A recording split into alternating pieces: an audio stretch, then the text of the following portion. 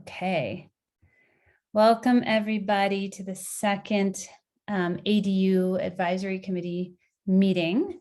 It's so nice to see many of you. And as you all can see, most of you, I think, have joined early and renamed yourselves in the Zoom. So we know who's who in terms of roles and neighborhoods. So thank you so much for doing that. And why don't we we'll give sort of 30 more seconds because I saw a couple more people join. And I'll remind people one more time, and then we'll officially begin.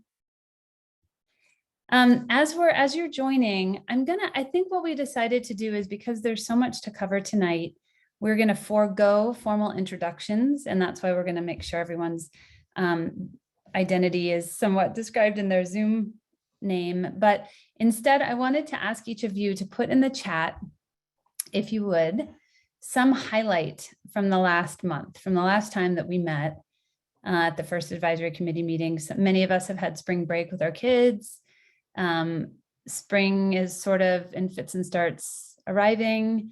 If you could put one thing in the chat, it can be personal, it can be professional, some highlight, big or small, from your life and or the world, longer days of sun, exactly.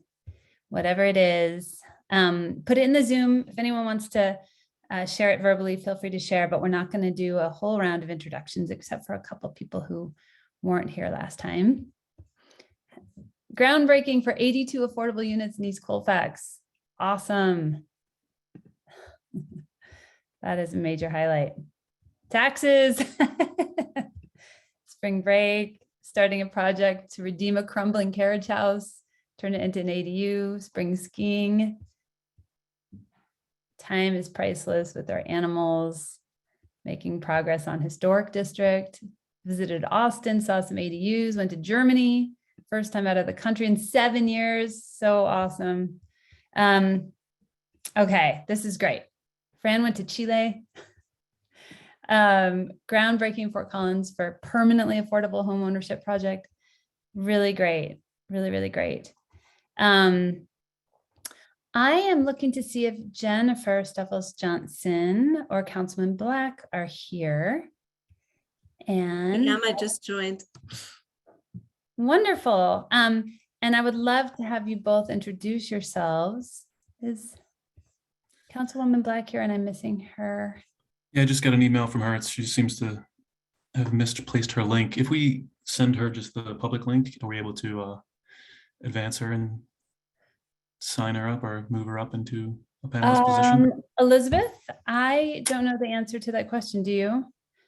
Whether we can, if she joins with a public link, if she can be booted into the panelists? I don't think she can. I think she needs a panelist link, but we can allow her to talk. But I don't think she can be in. I think she needs a formal panelist link.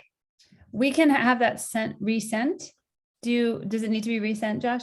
Elizabeth, would you mind asking Brandon to resend that? So yes. Please let her know that that link is on its way. Thank you for bringing that up, and thanks, Elizabeth. So Jennifer, can we go to you? And we did introductions last time, we missed you, and we'd love to hear a quick intro from you, and then maybe you can rename yourself in the Zoom name bar so we can see what your affiliation is or neighborhood or anything, but you can do that later. Go ahead. Happy to do it. I apologize. Last time I had just had the opportunity to fly back to Virginia for my dad's 80th birthday, and my flight was a little bit late, so I missed the landing / zooming at the same time. So I am on the faculty in urban planning at University of Colorado, Denver. I'm not sure what all you would like in my introduction. My background is in planning and in architecture, and I have particular interest in affordable housing. And I see Naomi and Brooke that are alums of our program, which always makes me happy to see. Wonderful. Thank you so much. And I think Councilwoman Black is with us, and we are working to get her into a panelist link so she can join the advisory committee part.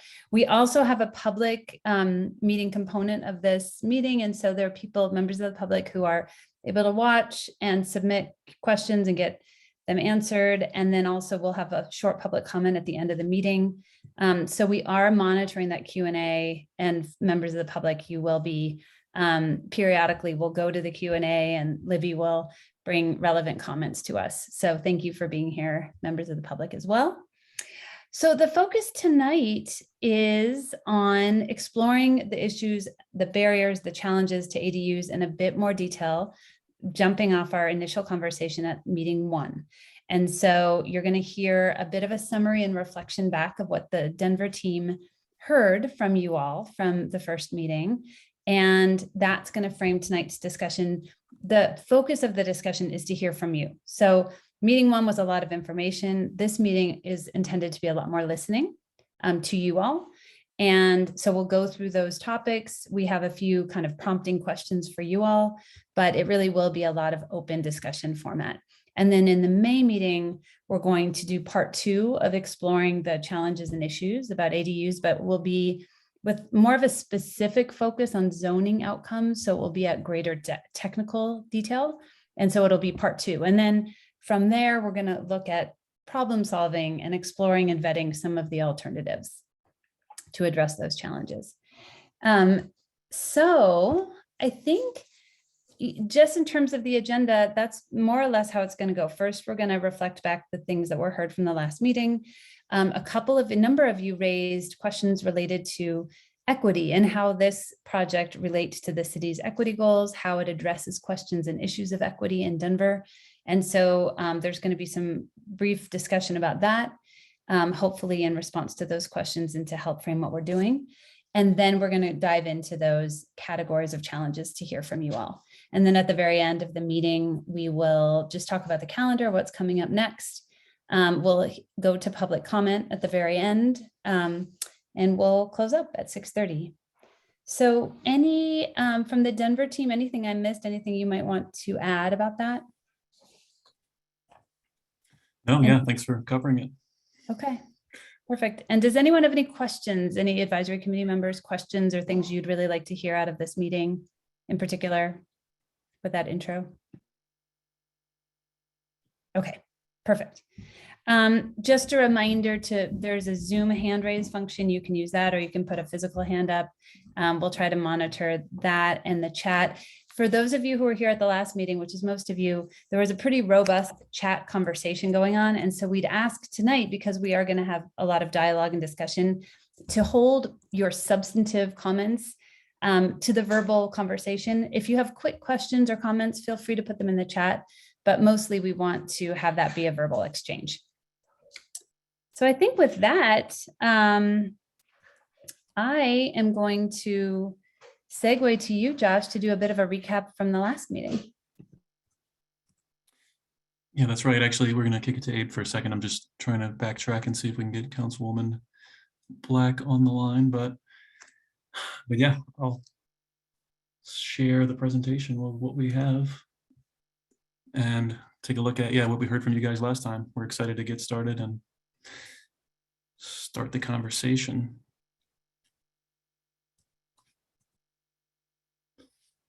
Let's see. Thanks, Josh. We're seeing the slide I think we're supposed to be seeing. So excited to see everyone again. And we'll let Josh work on getting the councilwoman in. I'm sure we can get her in before we get to the discussion part. We just wanted to reflect a little bit on what we talked about last time and just the results of the activity that we did in the meeting.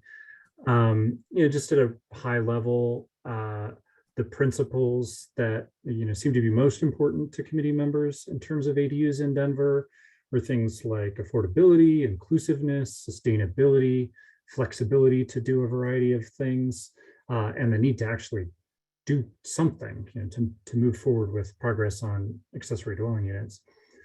If you go to the next slide, Josh. Yes.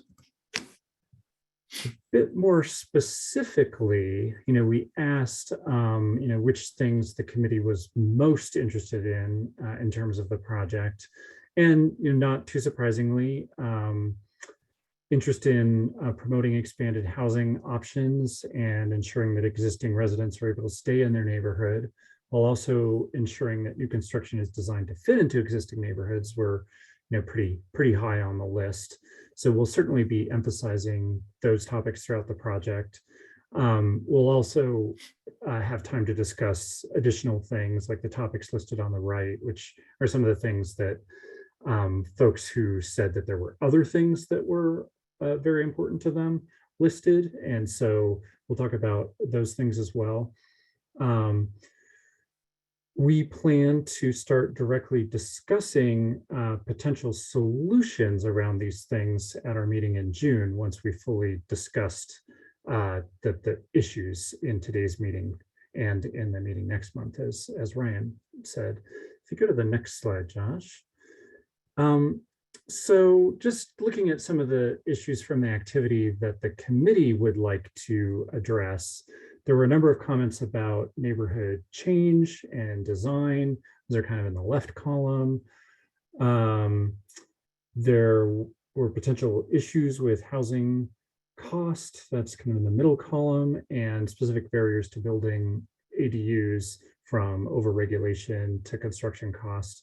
That's in the right-hand column. So you kind of see the things that we're going to have to continue to try to balance. On the one hand, over on the left, impact on neighbors and change of neighborhood character, to over on the right, the concern with overregulation and barriers that are raising costs, and figuring out how to balance those things.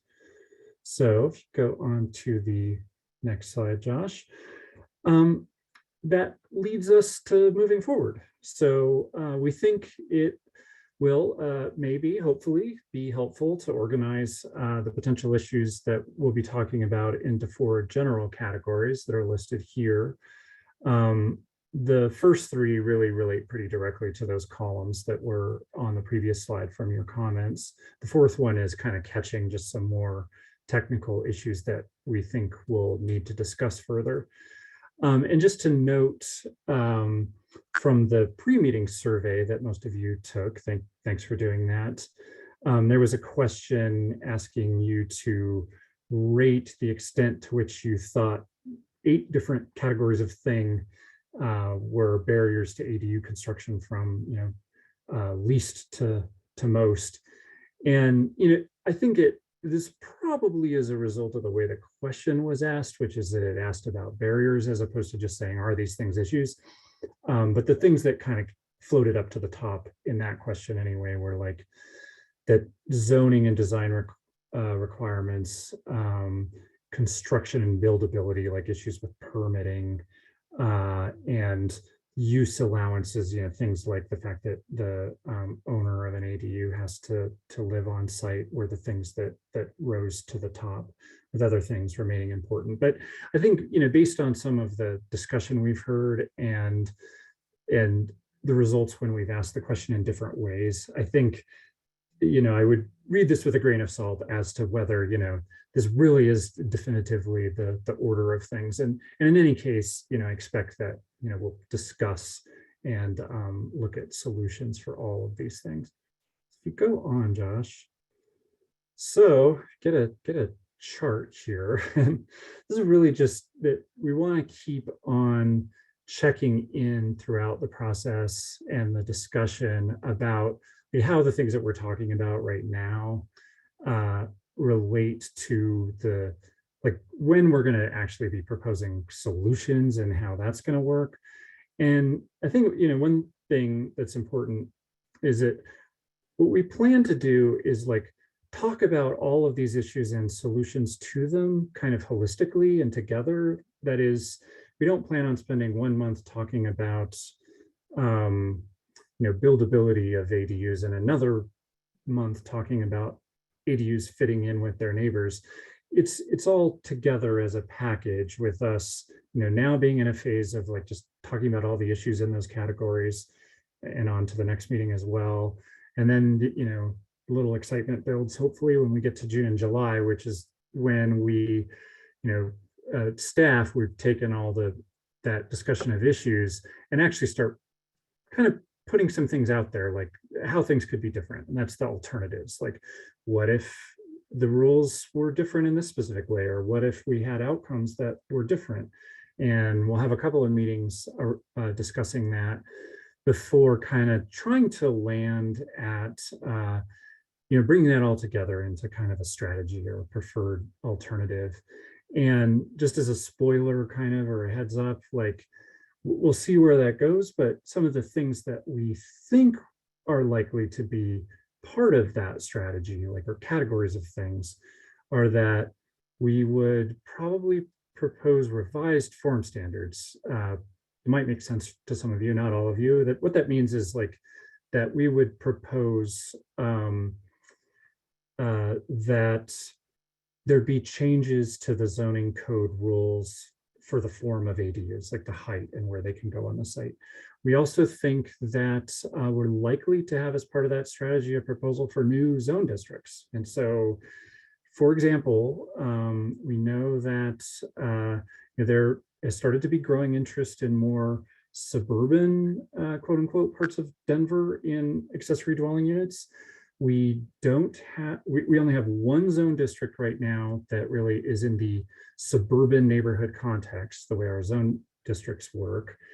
And that zone district really doesn't work for most properties. So the proposals we're getting proposed to like customize things in various ways. And we know City Council's concerned with that and have voted to not approve a rezoning recently in the suburban context because of that. And just thinking like, actually, we need to have this conversation that we're having right now about what's really appropriate there before moving forward. So we think we'll need to look at new zone districts. And then finally, like use allowances, that's like, do you really have to live there to have an ADU? Should you be able to have an ADU with something other than a single unit house, like with a duplex or something like that? We have that whole proposal, talk about it. We move on to a literal proposed zoning amendment in the fall of next year that brings that all together and takes it forward to City Council. Inevitably, there'll be some parts of the discussion that are important to you all and to the community that really that just aren't zoning. And those are kind of other recommendations. And as they come together, we'll just be figuring out how to best move those things forward. So we'll have some time to talk about this, but correct me if I'm wrong, Ryan, but I think otherwise we'll move forward from here into the equity discussion before we pause. Yes, and two quick things. There was a question in the chat from Gosha about what about broader public outreach and is that going to happen? And you've put community input next to each phase. Do you want to say anything more about that for now? Yeah, so starting basically in this phase of the project, now that we're talking about issues, we are going to start having online surveys and broader public events, as well as focus groups around each one of these topics. So issues, then alternatives, then the strategy. And we actually want to specifically talk about some focus groups ideas with the committee today, a little bit later. Thank you. And then the other thing was, I think we have Councilwoman Black now. Is that right? Councilwoman, are you on? I am. Hi, and we did introductions last time and you weren't here. And we'd love to just hear a quick intro from you. It's wonderful to have you. All right. Well, thank you very much. I couldn't be here for the last meeting because my son was getting married in Mexico. But I am here today and I'm really excited to work on this. I think ADUs are a great way to add density to our city, but there's a lot of challenges and I'm looking forward to working on some of those issues. Most of my district is suburban. And so I'd like to find ways that we can get them integrated into parts of the city like mine. Wonderful. Thank you so much. Thanks for being here and congratulations to your son. So I think before we turn to, I think, Fran and a bit of a discussion about how this project relates to some of the city's equity goals, I just wanted to remind folks, feel free to put notes in the chat. when we open it up for discussion, if everyone, maybe the first time you speak could just remind folks who you are, since we did forego introductions today, that would be really helpful. But I think I'm going to turn to you, Fran, now to discuss the equity piece of this project. Sure, thank you. So I would like to take a couple minutes to talk a little bit about equity, and more specifically about how the city and Blueprint Denver define equity. So this came up a lot on our last meeting, and we think it's important to explore how it relates to this project. First, as probably a lot of you already know, equity isn't exactly the same as equality. While equality means treating every person the same, equity acknowledges that treating each person or place exactly the same might not result in the best outcomes. Equity is about everyone having the opportunity to thrive regardless of who they are and where they come from. You can go to the next one, Josh. Thank you. Blueprint Denver's vision is for a more inclusive city, and equity is woven through the entire plan. It reflects a strong commitment to give every person in Denver the opportunity to access a high quality of life. Not that the city didn't always had considered equity in the past, but with the adoption of Blueprint Denver, we are now specifically tasked with furthering the equity objectives. Blueprint Denver offers 3 key concepts to consider for future policy and investment. We have improving access to opportunity, reducing vulnerability to displacement, and expanding housing and job diversity. If you don't mind going to the next one, thank you. So now looking at how the ADUs in Denver project could help further the city equity goals, we think that it's important to find ways to make ADUs more accessible to all neighborhoods, but even more so to the ones that currently are lacking ADU districts, like Councilwoman Black was alluding to the suburban, for example. We also think that by removing some of the barriers for the construction of ADUs, we can help stabilize residents and reduce involuntary displacement. It allows families to stay in the neighborhoods that they love and be able to age in place. And finally, we think that given that ADUs are smaller units by design, this automatically expands housing options and provides units that can be affordable just by the simple fact that they have to be smaller than the primary unit. ADUs are a contribution in providing a more inclusive range of housing options to a city. Abe, if you want to. Yeah, thanks, Fran. So I just wanted to add that the Denver zoning code criteria for adoption of zoning amendments states that they must be consistent with adopted plans. That includes these equity concepts. So we, that's city staff and city council, who are charged with adopting zoning amendments, will have to find that any proposal made here is consistent with these criteria. So I think we have a few moments to talk about your thoughts and questions on this. So I'll just turn it back to Ryan. So I think the real question is, does anyone have any thoughts about this? Any questions about this? There's a note in the chat. I don't know, Sean, if you want to say any of this verbally, but go ahead if so. Yeah, just that I thought that Blueprint Denver's focus on equity and equality as a part of their mission and their directive is just imperative. And I know that it was helpful for my family. We reached out to a member, Heather Noyes, who is the representative of our area, to get a letter of support. But she absolutely, in her letter, tried to explain to the BOA and the city officials just the importance of framing and focusing the continued accessibility issues that happen in our buildings. And even in the article that we got and the progress that happened, a lot of that came from Blueprint Denver's focus on equity. And I was really appreciative of the work that they're doing and this focus that they have, because it does make it essential for them to be aware and to have a focus on just other people's experiences, whether it be accessibility issues, just equity across the board, as that illustration showed. Just giving everyone the same thing is not always helpful for individuals' experiences, but sort of tailoring what they need, what individuals need is how you can help them be successful. So I was really thankful for their focus on this. And I was kind of disappointed that it didn't happen in all the other areas of the city, but I was really proud and as a resident and really thankful for the work that they were doing with that focus. Thank you so much. And it looks like Renee has her hand up, but Sean, before we lose you, when you said that it was the ADU was essential to your family's experience, do you want to say anything more, just a note or two about why that was so helpful?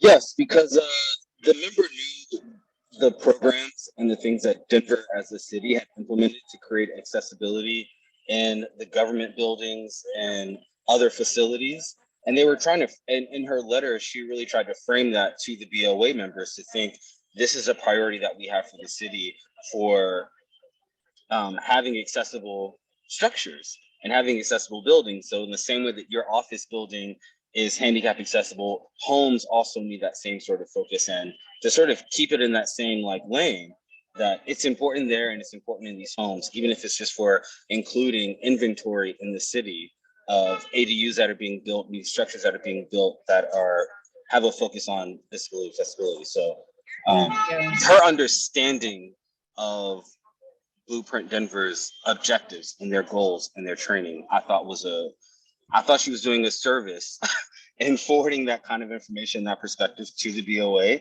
They didn't necessarily take it, but I thought that Blueprint Denver's training provided, and additional things provided that for her. So I thought that it was essential, it was important. We have to look at things through the lens of equity, more in addition to equality. It's a different kind of standard, different kind of ladder. Yeah. Thanks for saying more about that. It's really great to hear. Renee, go ahead. Thank you, Ryan. It's great to see this list. Good evening, everyone. It's great to see this list that it identifies different neighborhoods have different conditions. But one of the sub bullets I'd really like to add to that is different neighborhoods have different right-of-way infrastructure. Some neighborhoods don't have sidewalks or don't have sidewalks that the city would like to see. And so in the area that we're building ADUs in West Denver, we're needing to upgrade sidewalks, put them in, fix other right-of-way issues. And that can add anywhere from $10,000, $15,000, $30,000 to the cost of an ADU project. So that infrastructure level certainly comes into play when you're permitting ADUs. And so that could give us the opportunity to introduce a fourth issue here. And it's kind of, it's important. It probably is not going to fall in equity, but it's that ADUs are, I think, not regulated fairly because they hit regulations that are the same as like a big single family home. So we pay the same SUDP sanitary sewer permit fee for doing a 400 square foot ADU as if we were building a 5-bathroom single family home on a tandem site, or if we were scraping the site and building a 5-bathroom.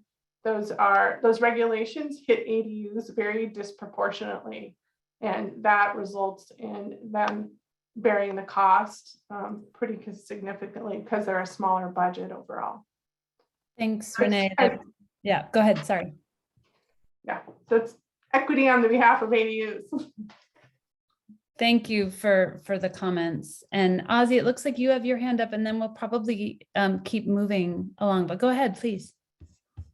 I want to support everything Renee just said. All of that is really real. And mentioning the sidewalks and the right-of-way, corner lots are particularly disadvantaged. When you build an ADU, Doty will make you fully fix up your sidewalk to their standards. And when you're on a corner lot, that goes to, that quickly becomes a $20,000 or $25,000 project. And you cannot get your certificate of occupancy until you do that. And I've seen it be a really horrible surprise for a lot of people. This is exactly the sort of thing we were hoping to hear from all of you. So thank you for your thoughtfulness about this. This is not a closed topic, so we are going to move on, but know that we can keep coming back to this in the discussions. So just know that this is a fundamental piece that runs through the whole project. With that, I think I am now passing it to you, Josh. Is that right? And you'll launch us off into the discussion section.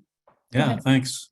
That's a good start to the bulk of today's meeting. Yeah, we really want to get into just hearing from you guys, really discussing a lot more. You know, we as staff talked a little bit too much in the last meeting. And so, yeah, we want to open it up, make sure we hear from you and that you guys hear from each other, right? The committee can chat amongst themselves with us together.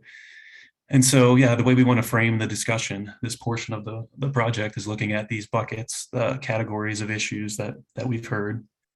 Some of the pre-meeting survey informed some of these topics, and Abe went through these to begin with, but we'll start off by talking about things that fall in the category of impacts to neighbors and the overall community, looking at some of those design, construction, buildability type issues, cost and affordability, and then once again, looking at those uses and use allowances. We just spoke to the city of Portland recently, some folks there, and one of their tips, you know, was kind of on this line of equity. We should not treat ADUs differently than any other building form. If we want to see more ADUs get built, we shouldn't, you know, discriminate against them in any way. So let's jump right into it, though. So here's just a couple of key issues that we heard about. We'd love to just use these as sort of a jumping off point for conversation. So this obviously isn't all of the issues that are there, but we'd like to begin exploring some of those. You know, we've heard pretty clearly a lot about concerns with parking potentially. You know, how does that work, especially when there are blocks like this that are mixed, you know, potentially without alley access, but hopefully there's a driveway that serves the property, but not always. You know, there's issues with privacy, potential solar access, and of course, how the ADU might fit into the character of the neighborhood. So when an ADU is introduced onto sort of a block like this, where, you know, each property is a little bit different, there's an alley on one side, not an alley on the rest of the way, people are really concerned about how that's going to work. And so we'd love to talk a little bit more deeply about some of those issues. Here's more of an urban, appears to be more of an urban edge condition, but smaller lots, denser locations, and then really talking about how that affects suburban areas as well. You know, we've got that context question, how are ADUs going to work in the suburban context? But it's often good to look at it as, you know, what can you build today? We see a lot of examples like this example from Harvey Park, where, you know, people have pretty large garages that do consume a large portion of the yards already. And you can build a garage at the 0 lot line, so 0 setbacks. So it can be, you know, right on the neighboring property adjacent to their yard. And so this is a condition that we see. And some of these buildings, you know, could easily be an ADU, but we really want to talk about those implications. What are those issues that arise when it is an ADU, when the use is different? And so here's a quick set of questions. We're going to have about, you know, 15 or 20 minutes for the entire committee to just kind of roll through, and we want to open up the discussion and hear from you. What other potential issues do you see that evolve around impact on neighbors and the overall community? Perfect. So knowing that we want to spend about 15-20 minutes on each of these 4 buckets, here's some prompts for you. Renee, I think I see your hand up. I'm not sure if that was up from before. Oh, there's other hands up too. So here are some prompts, but you can speak to these or any other ones. So if your neighbor was building an ADU next to you, what concerns might you have? Can you think of an example of how an ADU would fit into one neighborhood and not another? Or you're concerned that adding ADUs to a neighborhood could lead to displacement of existing residents? So I think I'll just go in the order that I saw the hands. Renee, and then Michelle, and then Rosemary. And for folks who are members of the public, please feel free to put notes into your question answer block, and we know that we will come to public comment at the end. So go ahead, Renee. Sorry, it was up from before. Did it not? Oh, good. Go down? Oh, no, it just did. Yes, it did. Sorry. Michelle Warren, and then Rosemary Stoffel, and reminder to please introduce yourselves again when you speak the first time. Good afternoon, everyone. Michelle Fergna Warren from Athmar Park. Just wanted to weigh in. We have been looking at rezoning Athmar Park for ADU zoning and did a community survey. And so of the about 130 people who participated, what I found interesting was, I mean, it was overwhelmingly supported. Over 80% came in with strong support, but, and then there were people who had more questions, but almost every single person who didn't support left a comment, and they were just really concerned about parking. So that's why I put my number one, because I just thought that was very interesting to me. And some of it was they already felt like they were losing parking, that Denver had been, and I'm I have a limited perspective, but I just wanted to share of the people that were sharing. Several people, of course, were concerned about parking. They were concerned about traffic and congestion, but also even spoke to, just felt like Denver was already stripping of street parking and was really concerned. So I just want to give a little bit of feedback from our community survey, as this was a really key issue for the people who were not supportive. Thank you so much. And for others of you who have insights about this or other things to add on the parking piece, feel free to also raise your hands. Good, I see lots of hands. So go ahead, Rosemary, and then we'll go to Sarah. Oh, you're still muted, Rosemary. Sorry, I'm Rosemary Stoffel, University Park. So I think one of the things that Gosha mentioned, and I think is going to be an issue, is how you actually get the pulse of a particular community. So I'm going to speak to a particular issue that we had in University Park. About 3 years ago, there was a quirk in the zoning code update in the urban edge districts that allowed essentially the longhouse. And some of us participated way back in 2002 with Quick Wings 2 with the longhouse filling the entire lot. So zoning code update allowed a suburban house form to be built, which could evolve into the longhouse again. So we went through a big rezoning with the support of CPD, with the support of our councilman to eliminate the longhouse form. So the goal at that time was to preserve a sense of open space, privacy, and solar access. So I think one of the concerns as we move forward is how do we preserve those intentions when we start talking about ADUs. Thank you so much.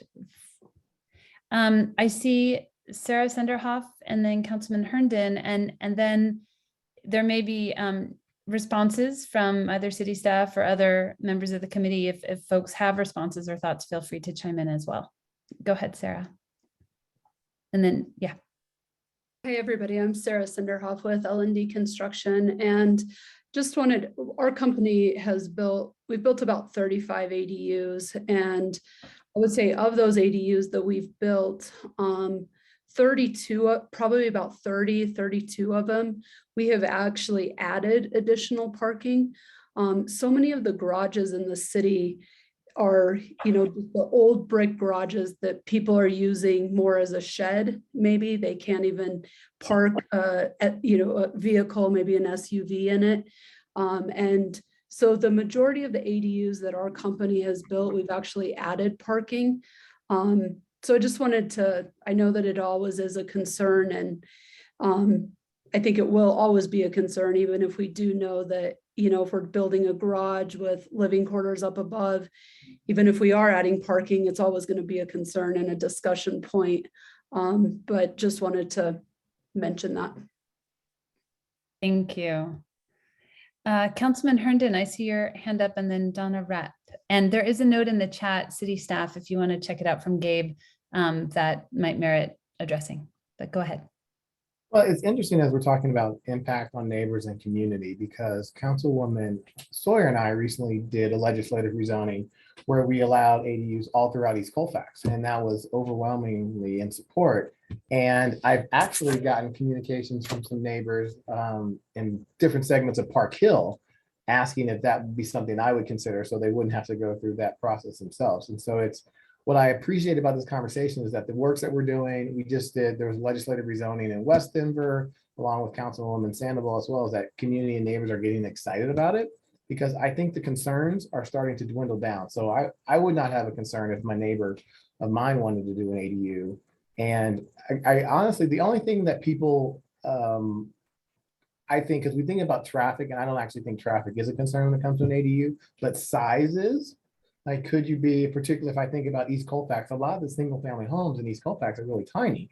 And if an individual wanted to do an ADU larger, that could be something that could be considered out of context. But I think those are one-offs, not the general theme of how people are trying to, when they think about the ADUs that they want to build in their particular neighborhoods. And again, I don't believe an ADU causes the displacement any more than if somebody wanted to pop their top. Because in Park Hill, you see a lot of that, people popping tops, and no one's fearful that additional to a second story is going to have the impact on the neighborhood or displacement. So just my thoughts as I'm enjoying this conversation. Thank you. Thank you so much. Donna, Rep, go ahead. Thank you. So I'm the past president for the South Marley Brentwood Sharon Park Registered Neighborhood Organization. And so, just to preface, I have a really open mind. I'm not sure, which angle I'm kind of taking here, but I will tell you, when Blueprint Denver was before council, some of the feedback I heard from the neighborhood participants was, of course, quality of life issues, noise and parking. And I saw Gabe's comment in there, and I do remember driving downtown, and it seems like there was a lot of permitted along the street parking that seemed to be really supportive of the neighbors that are there, which I liked to see. It gives them kind of like, when I get off work, at least I know I'll have a place to park close by my house. So I thought that was an interesting solution. And then to Council Member Herndon's point about popping the top, I was looking at that picture in Harvey Park, and I have to say, I do think that would concern me if it was going in next door. Not the existing structure, but if they were to pop the top, I would be concerned about, are they now putting me in shade where I may have had sunny access to a garden, for example. So that sort of thing would concern me for sure. But I will say in Harvey Park and in Marlee, there's a lot of existing structures. As after our first meeting, I was walking around going, oh, and there's one, there's just so much that could be repurposed. And that was kind of exciting for me to see that it wouldn't have to be all brand new structures. So that's my thought.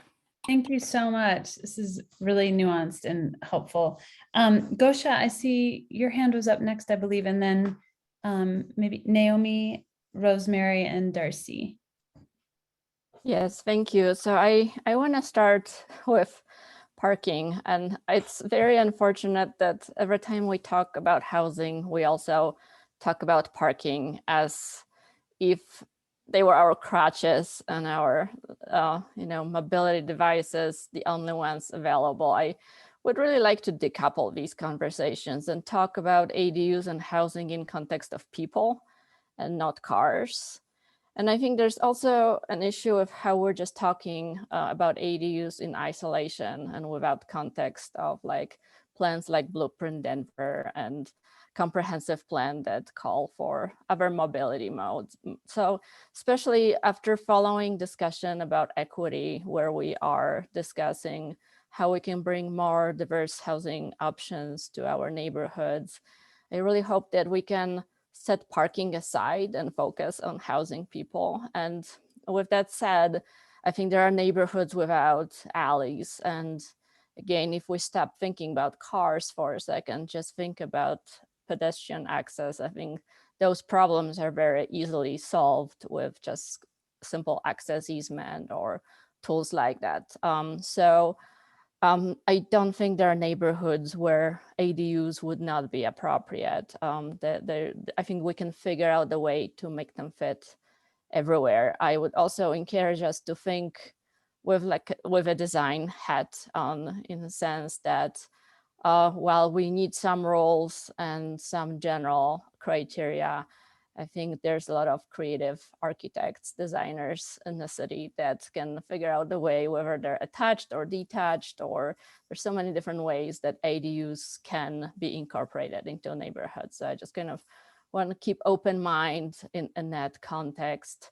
And the question about displacement, I would hope that we don't talk about perceptions and individual perspective, but we actually look at data. So I would encourage CPD staff to do research and share that with us if there is any data that would lead us to believe that ADUs in some instances cause displacement, in which case we should be concerned or not. And in that case, we should just move on. And in my opinion, again, this is not supported by data, but I would think that ADUs actually lessen impact of displacement because they keep existing structures and add diverse housing stock to existing neighborhoods. So they open up opportunities for more people to move in, as opposed to pushing people out. But I would love to see some data on that.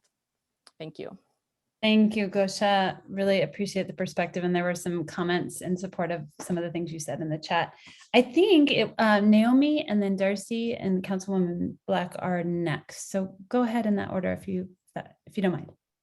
Thanks so much. I'll keep it short. I actually wanted to suggest something or make a comment about sort of the second and the idea of solar gain and kind of the placement impact on neighbors' lots. I believe there was a case that I watched that went to the Board of Adjustments a while ago where a neighbor was asking for an adjustment to a variance to design their ADU in a way that would be better for both them and their neighbors in order to like improve the solar access, actually, because they were avid gardeners and they worked with their neighbors to come up with this design, but it needed a variance to go through.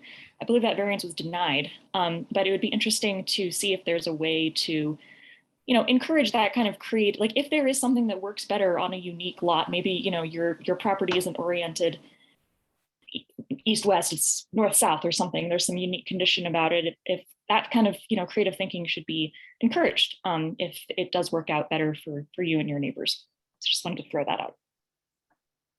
Thank you. So we're going to take a couple of more comments, and I should note that I know the note takers are frantically recording all these notes, and I think at the end of tonight's meeting we're going to try to do a bit of a summary, but we are going to keep building on these comments. So even though there isn't time for the back and forth, they are they matter. They are going to be listened to and looked at and taken into consideration. So thanks everybody. Naomi, and then Darcy, and then Councilwoman Black. Oh, sorry. We just heard from, go ahead, Darcy Wilson, go ahead. Yep. I think you're on mute.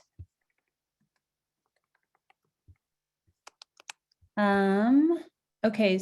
Oh, there you go. There you are. The architects have the ability to do some really creative things, but there are constraints that they're dealing with, and those happen to be with the setbacks in certain areas. And with me being in a cold neighborhood, you have to have a 5-foot setback from your property line on each side or in the back. And so some of the that's 10 feet of design that you're losing, or space that you're losing that you can use for parking, off-street parking. A lot of the ADUs, the ones that I have been familiar with designing, have the garages that they're adding. The property that I have right now doesn't have a garage, so what I would do is build an ADU on top of it, provided that the cost and the green design doesn't drive up my cost too much. Also, the smaller lots, I think there is a lot of creative ways, and I agree with Naomi with what she said about each individual lot should be able to work something out to where they come up with a design within the context of their specific neighborhood. So we don't want to displace people, and we want to have the ability to create some places for people to live without this cost burden that could be incurred based upon the rules of the city. Thank you. Okay, I think Councilwoman Black, you might have the last word here in terms of this topic. Go ahead.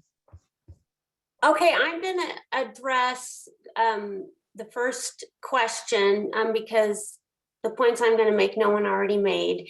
The comments and concerns I've heard from people in the suburban context is that people enjoy the privacy of their backyards, and that's one of the reasons people move to suburban neighborhoods. And to put an ADU 5 feet from their back fence that could potentially be 2.5 stories with a rooftop deck on a 3rd story, and the lack of privacy is very, very concerning for people. And so that's that building form conversation we need to have. But even in more urban neighborhoods, I know, for example, in Platt Park, which is in Cashman's district, but it's very close to my district, I've heard a lot of people concerned about ADUs going on top of garages, and they are on alleys, but those 2nd story ADUs are eliminating privacy for the neighbors in their backyards on either side. So I think privacy is a big concern for a lot of people. Thank you so much. I think there's a note in the chat about part of what you said. And I think before we move to the next topic, Libby, I'm just going to go to you to see if there's anything that new that we haven't heard that was raised in the public Q&A about this topic. Thanks for checking, Ryan. And so far there isn't anything new, but I do just want to remind folks that aren't on the advisory committee to please use the Q&A function within Zoom to reach out, because we only will be allowing advisory committee members to verbalize their comments. Thank you. And again, there is going to be a ongoing public outreach in order to be able to actually hear from members of the community and members of the public, both verbally and through surveys and lots of other formats. So stay tuned for that. Josh, can we go back to you to go into the second bucket? Yeah, thanks. Great discussion. Got a lot of good notes here, so I appreciate that. Yeah, we are doing lots of that research, and we're going to be happy to share more details with some of the inquiries that you guys have put out there. But we definitely want to hear the issues from you. So good start to this session. That kind of falls well into our next topic, which is the design, construction and buildability of the ADUs. So just as Councilwoman had alluded to, the building form standards are something that we really want to talk about, figure out what kind of issues exist there. We know we've got a lot of builders and architects here, and so maybe we can get a little bit technical, but start thinking about some of those allowances, things like the maximum building height that is allowed for an ADU to be. It is 1.5 stories citywide, which appears as a 2-story building. We do control the setbacks, which currently is basically 5 feet on all sides throughout the entire city, except for our smallest lots. You're able to go down to 3 feet on very narrow lots. Things like the bulk plane, which is that 45-degree slope. You see the little funny angle symbol there on the pitch of the envelope here. And so that's the slope that actually helps to create some access to daylight. It's intended to be a 45-degree angle to allow solar access to your neighbor to your north side, most likely, depending on your lot orientation, but that's controlled in the zoning code with a certain height. It starts at 10 feet for an ADU at your lot line and angles up 45 degrees. We also control things like the maximum building coverage, which is how much of your property you can cover with buildings. Currently, ADUs are not exempt from that allowance unless you provide parking within it. So a garage is exempted, but an ADU, a standalone ADU is not. And so it's something that, feels like a bit of an inequity in a way. And also things like a maximum square footage. We also regulate how big your ADU can be based on your lot size. And so if you look in the zoning code, this is what you'll see. You'll see, this graphic here, which is essentially a tent, as we like to call it, or it's your building form envelope. And so this is what you could build your ADU within based on your zone district. The numbers are a little bit different potentially where you are, but the numbers potentially aren't right citywide. And so this is something that we really want to look at and talk about, maybe more so in the next meeting, but at least today we want to hear from you guys what are causing issues. Another one that's come up is this idea of the minimum lot size requirement. So a lot of places in the city have been zoned to allow ADUs, like specifically this example here, Sloan Lake neighborhood. Just recently last year, Councilwoman Sandoval's office had legislatively rezoned approximately 1,500 parcels in the Sloan Lake neighborhood. And of those 1,500, about 550 of them actually don't meet the minimum zone lot requirement for that designation. So if you look in the code, you will see, here I've highlighted some of the nuance that says, a C size lot designation must actually be 5,500 square feet in order to do a detached ADU. And so roughly, you have a 30% of the neighborhood cannot currently actually, in fact, build a detached ADU. They can do an attached, but, with that smaller lot size, there's complications there. So I'd like to look at that a little bit further. And also things like sustainability and reuse. We heard this one come up a lot. We want to do the right thing and, make sustainable buildings. The best thing we can do is reuse an existing structure if possible. And so we want to talk a little bit more about the issues that come up with conversions of a garage and what we can do through zoning. There are some things like building code and fire code requirements that are a lot more difficult to change, but we're happy to have those conversations and attempt to move those things forward. And so what other issues do you think we have around design, construction, building form, buildability? Here's a couple more questions to get us started, but we'd love to open it up. Great. Thank you, Josh, for framing this. So again, feel free to respond to these questions or anything else that comes up for you. What building form standards are currently a barrier and why? Are minimum lot size standards a barrier? And are there existing standards that could present a barrier to sustainable development? Like what Josh was just saying. So I see hands going up and I'll just go down in order. So Councilman Herndon, I saw yours. And then Abe, I think you wanted to chime in as well. And then Ozzy Friedrich, go ahead. So I'm up first. You seem to be up first on my list. Okay, I was gonna, it's interesting, and thank you, Councilman Black. This idea of privacy and who comes first in that matter. As a property owner, what you're able to do on your own property versus your neighbors. And in a previous house that I lived in, I could look into my neighbor's backyard from my second story window. And there was never a concern about why is this house building built that this neighbor can now look into my backyard. And so it's a struggle that I have because I understand it. But the idea is, I don't know how to balance that. So I'd really like to get other people's thoughts on that. When Councilman Black brought that up, I wanted to just mention that to see how can we get other people's opinions. I would love to see some sort of and I use the word variance because I just popped up what we have right now.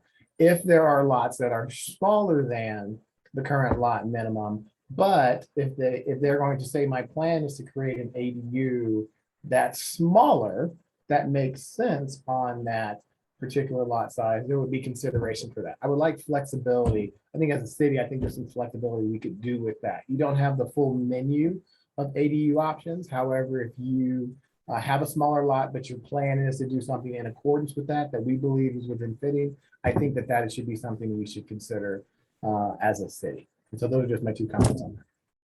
Thank you. Thank you. Abe Barge, you were going to add something, I think. Go ahead. Yeah, thanks, Ryan. I just wanted to, as we were getting into this, I just wanted to bring forward one of the things that Renee and I think a few others kind of were discussing in the chat, because it really relates to this design and construction and buildability category, that our current rules limit the amount of the lot that a building can cover, or all the buildings together, so like the surface of the lot. And they also provide an exception, though, for a vehicle garage to that. And one of the effects of that is that it may favor like a 2-story or technically a 1.5-story ADU with a garage at the bottom, when in fact a 1-story ADU might be less expensive to build and also have fewer of the kinds of impacts that a lot of folks are talking about on privacy and other things.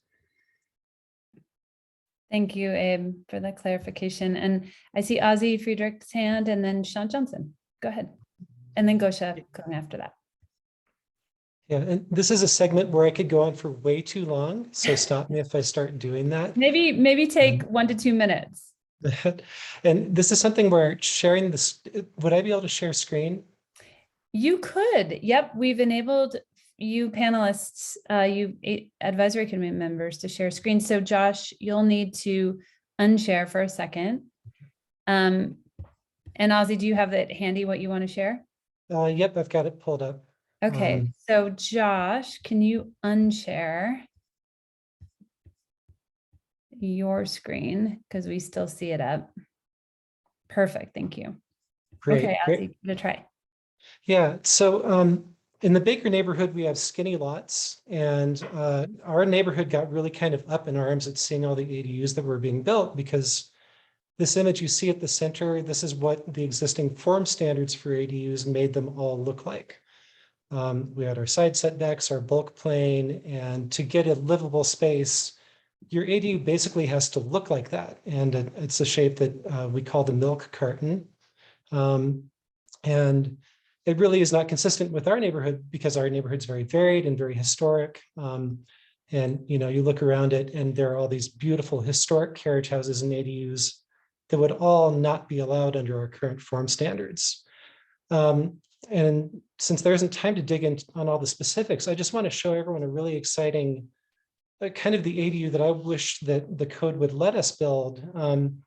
And this is actually a competition entry from, I didn't do it, this was done by university students for the National Renewable Energy Lab's Race to Zero competition. So this is a design that they did for Toronto ADUs that was supposed to be a net zero energy, fully sustainable accessory dwelling unit. The form is contemporary, it really fits their city. And this breaks every possible thing in the current zoning code to do something like this. It's too wide, it's 2 stories tall and not 1.5 stories. It doesn't slope in at the bulk planes. And it is a beautiful, perfect, sustainable design. It's specifically for lots that are like long in the north-south direction. And it responds in a solar way because it can pull in sun from the south side. It's shallow. It doesn't go as far into the lot because it's wider. And so that lets you use cross ventilation to pull air through the ADU. This is the sort of thing I would love to be building for people. And aspects of this could actually help with the affordability issue too, because as you can see in these kind of concept images, these are actually adjoined too. So multiple properties side by side have built these in this vision. And that saves you the cost of building that fourth wall there. And that's kind of a very basic way to bring building cost down. So just want to throw something like that out as a vision for what ADUs could be when we're really used to seeing them be one way. Thank you. Thanks so much for the visuals as well. Really helpful. I think Sean Johnson, you were next. Do you want to go ahead? I was just gonna add that all of these things I remember being issues in our design plan. The setbacks, the bulk plane, all of them were issues. Things that we had to work to find solutions to that cost us a lot of time in trying to find solutions to. But I get why some of them are in place, and I'm not necessarily advocating that we just remove all of them. But if we were to, I don't know, create an easier way to make exceptions to maybe some of these rules, like we were saying, like I know in our yard, the 5-foot setback would have moved our garage from closer to where the street was and moved it to imposing on our neighbor. in a way that it wasn't before. That also would have created more shade in our yard. That also would have taken away the garden and the chicken coop area that we had in our yard to follow the rules. But the way that they might be applied to everyone just doesn't work. So maybe if we start with them as the rule in some ways, but create pathways for exceptions for when they don't, for when projects don't sort of align with the goals of these rules. I think that that would just be a benefit for residents, because it becomes really complicated. You end up maybe not even being able to build a usable unit because that milk carton design ends up having the ceilings in the living space be so small that you can't really walk around all of the living space that you're allowed in that small little unit. So if we could just, not that there should be no rules, but if we could make pathways for when the rules sort of go against what their intention is for residents and builders, I think that that would be a great thing. Thank you. Thanks, Sean. That's just big picture, great input. Gosha Kung, I see your hand up. Go ahead. Yeah, thank you. Thanks, Ozzy, for sharing those visuals. I think it's so great to just kind of push us out of our box and comfort zone and ask the question of why not. I find it really inspiring. So thank you for bringing this up. I have a few comments. The first one is about the non-conforming lots. That is such a strange rule. First of all, it's completely arbitrary. I mean, our city was platted more than 100 years ago, and the mistakes in surveys and whatever can sometimes make the lot 6 inches too narrow. And right, your lot also is 6 inches too narrow, and you cannot build ADU, even though you're entitled to it through the zoning, and so are your neighbors. So I think whatever structures we have setbacks and other elements to control the size of the structure, and kind of sticking with these non-conforming lots is, again, really arbitrary. It's also one of those kind of a gotcha rules, because it's not obviously immediately obvious when you look at the zoning code. It's in a different chapter, so people don't know that they have non-conforming lots, and it's kind of unpleasant to find out. Somebody gets excited, starts the design, and then just to find out that, gee, their lot is 6 inches too narrow, or so. So I would really encourage us to take a hard look at that and eliminate that. I think there's also equity issue, right? Because like, why is 6 inches also a determinant of being able to do an ADU or not do an ADU? So if we're talking about kind of the citywide implementation or broader implementation and making it accessible to a larger group of people, I think we should really reconsider that.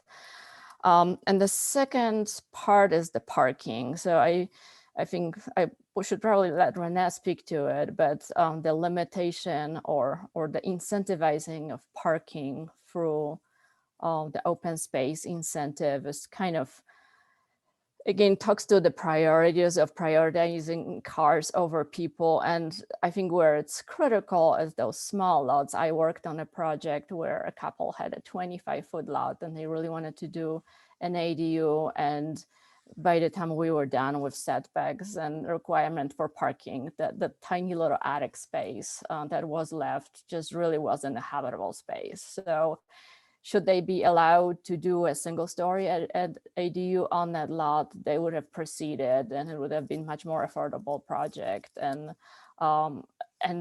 again, useful habitable space. So I would really encourage us to look into that open space incentive for parking and really, again, prioritizing space for people. Thank you. Thank you.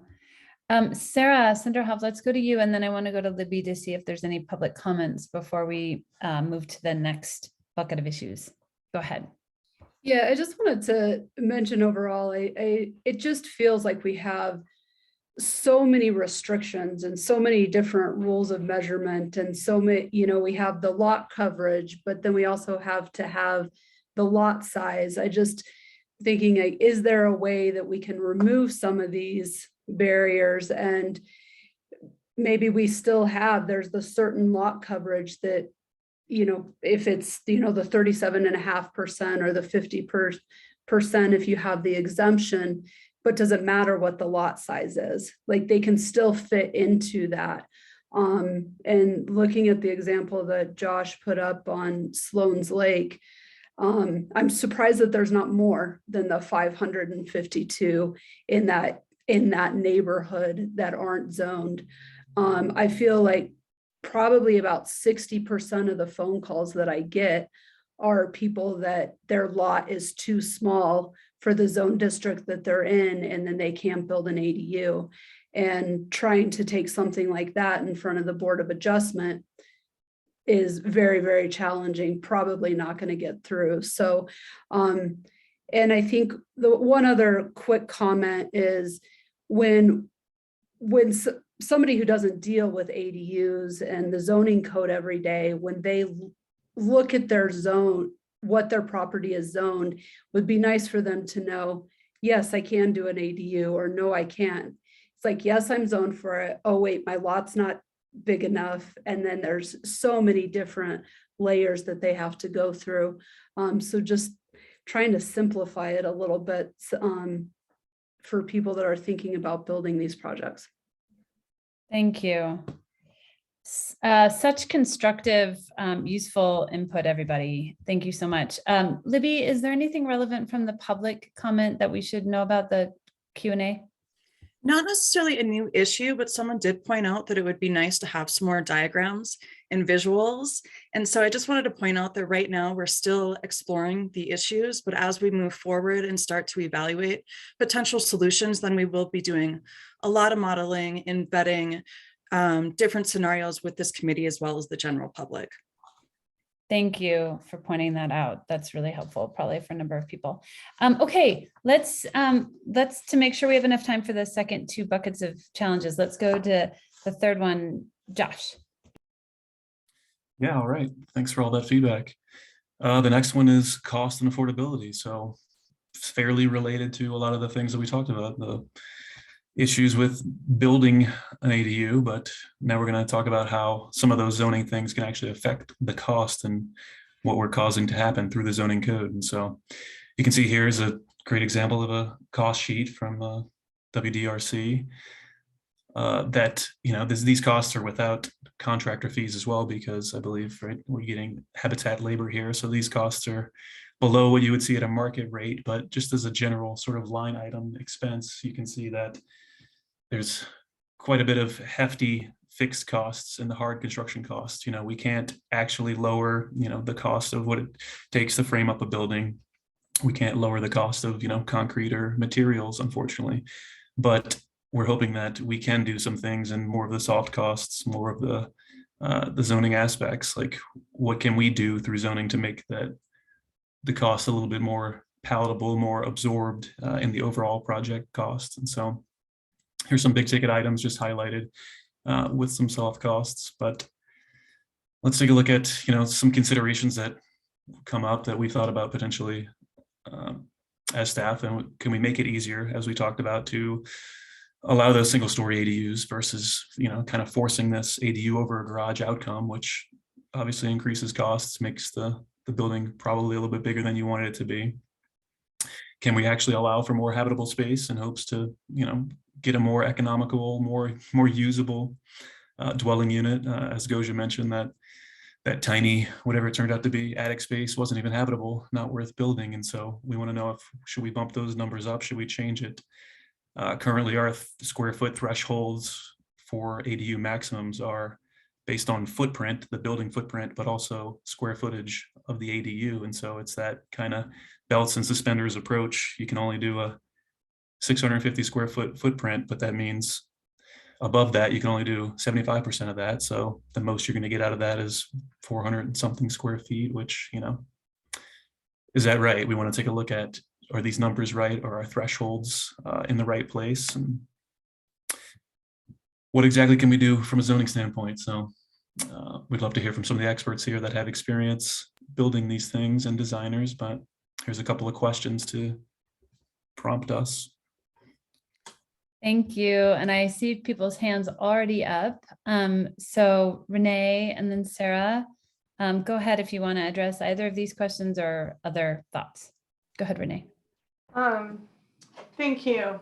So I think on affordability, some of the things that, yes, construction is very expensive, but we're also seeing site costs. We average those at about $27,000 on average, but we've seen them go as high as $46,000. So and that relates to slope and trees, but it also relates to soil, because to dig a little deeper into permitting on ADUs, you have to do a soils analysis.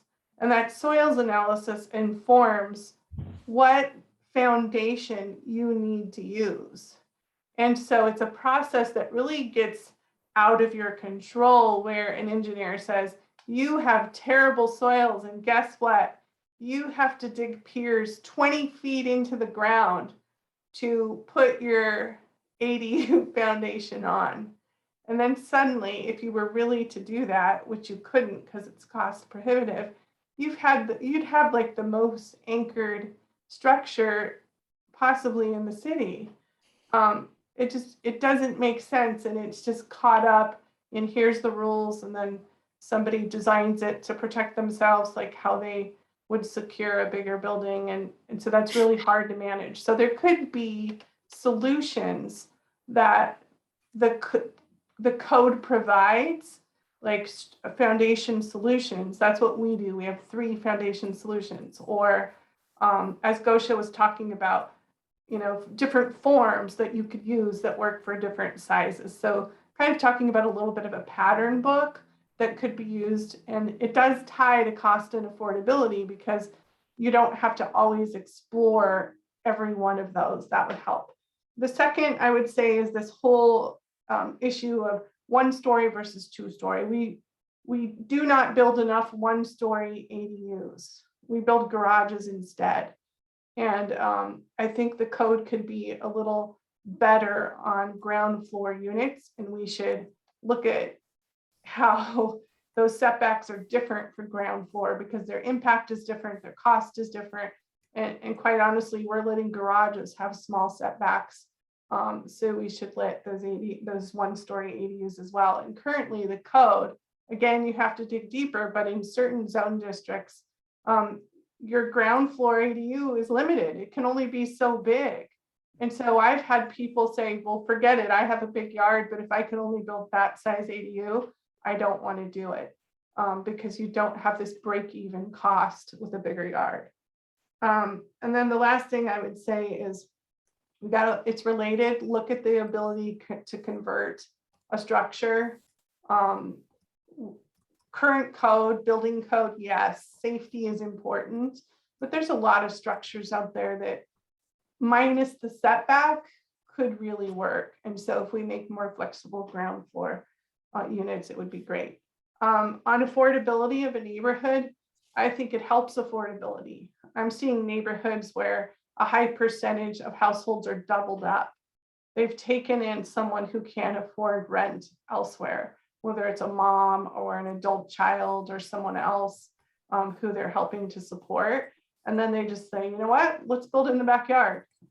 So that's helping affordability. It's helping people stay in place. And honestly, those 2 cars are already there. And so there's not going to be additional demand for parking spaces. Thanks. Thanks, Renee. I think, Tara, you were next. Go ahead. Thank you. This is Tara Mazzio. I'm an architect with Stantec. I live in City Park West. I'm part of the City Park West Neighborhood Association board. And I have a little company that's been investigating prefabricated ADUs for several years. We've built one. And I have a number of thoughts on this conversation, but I think maybe my unique contribution could be related to prefabrication, related to affordability. A number of people can speak on this. I think Renee and Sarah in different ways have experience that may be really relevant to this. But if we were to look at reducing costs through factory fabrication, specifically, I've been looking at volumetric modular, which means for those of you that don't run in these circles, it's not panelized, but it's full volumetric modular. So the building components are built, they're clad with roofing and siding and windows are in and plumbing and electrical and drywall and everything's done, right? And it's put on a truck and taken to a site. Well, one of the difficulties with the 1.5 story requirement is, other people have already mentioned it. There are a number of problems with it, in my opinion, but one is it overcomplicates a structure when you're looking at the living space above a garage. It forces the load, if you can imagine this, a prefabricated component, the apartment, to not sit on walls directly under it. It forces the garage to be bigger. And so it sort of inadvertently creates more complexity and therefore more cost. So I just want to, it's kind of a nuance, but I think it's important, and it's kind of my unique perspective on this particular thing. Thank you. And Sarah, is your hand up from before, or did you put it up? Do you want to go next? I did put it up again, and I'll be brief with my comment. I think, Tara, you kind of hit on quite a bit of what I was just going to say. The one piece that I'd like to add is, you know, the 1.5 stories is just, it's so challenging. It drives up our cost to build. We can't have straight walls. I think as we talk about privacy too, I think that possibly the intent when that rule went in 2010 was by doing 1.5 stories, it would create more privacy for the neighbors. And, you know, less shading for the neighbors and, you know, some of those discussions. And I think it kind of has done the opposite.